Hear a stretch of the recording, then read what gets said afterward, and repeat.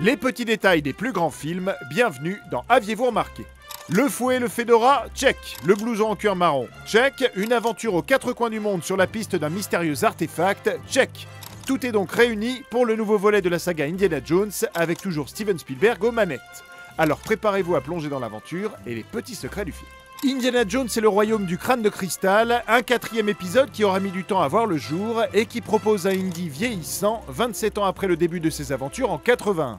Une saga à laquelle le film fait évidemment référence de nombreuses fois, en commençant par le générique de début, reprenant le logo de la Paramount datant des aventuriers de l'Arche perdue, en remplaçant toutefois le Gulf Western de l'époque par un Viacom plus contemporain.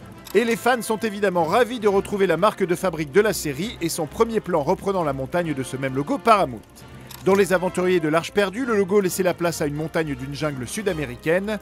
Dans Le Temple maudit, c'est le détail d'un gong qui lui fait suite, quand dans La Dernière Croisade, c'est de nouveau le pic d'une montagne, mais dans le Utah cette fois. Dans cette quatrième aventure, la transition se fait, elle, sur la mode de terre d'un chien de prairie.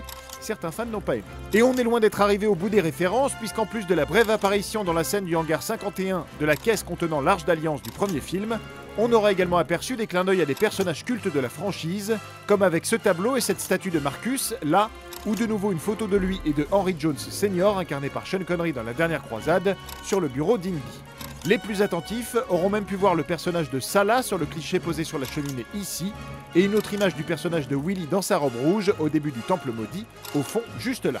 Spielberg en profite aussi pour saluer les productions de son copain George Lucas, avec le numéro de la maison test au début du film, 138, référence au THX 138 de Lucas, ou avec la phrase « J'ai un mauvais pressentiment » que sort Indy dans la salle du trône, reprenant la réplique culte du personnage de Han Solo dans la saga Star Wars.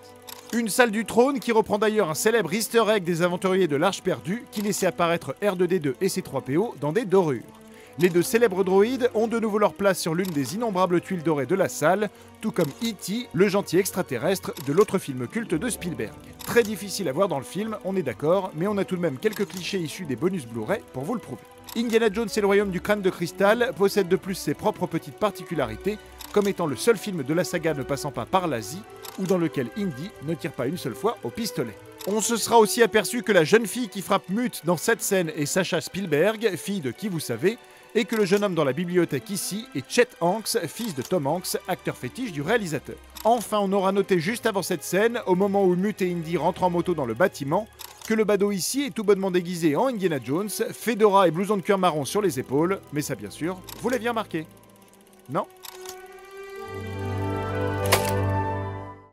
Retrouvez ce film à regarder chez vous sur notre nouvelle application Allocinéum, disponible sur smartphone et tablette.